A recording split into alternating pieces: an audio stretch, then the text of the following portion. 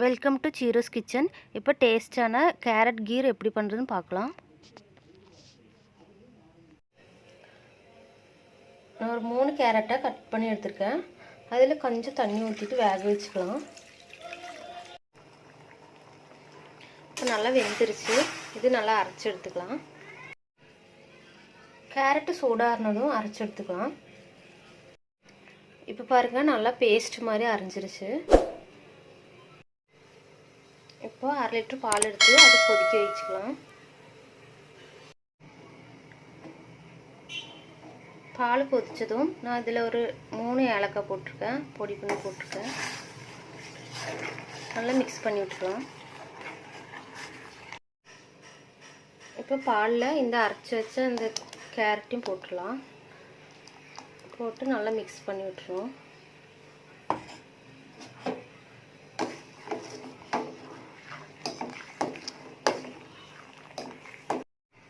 இப்போ இதில் இனிப்புக்கு தேவையான சர்க்கரை போட்டுக்கலாம்.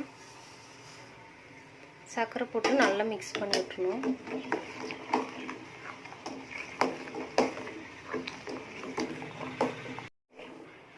இப்போ லோ ஃப்ளேமில் ஒரு 10 நிமிஷம் கொதிக்க விடலாம். மிக்ஸ் பண்ணிகிட்டே இருக்கணும். கொஞ்சம் பாதாம் பருப்பு கட் பண்ணி போட்டிருக்கேன்.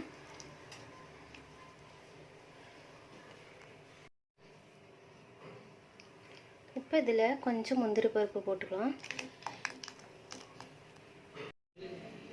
இப்போ டேஸ்டான கேரட் கீர்ஸ் ரெடி ஆயிடுச்சு.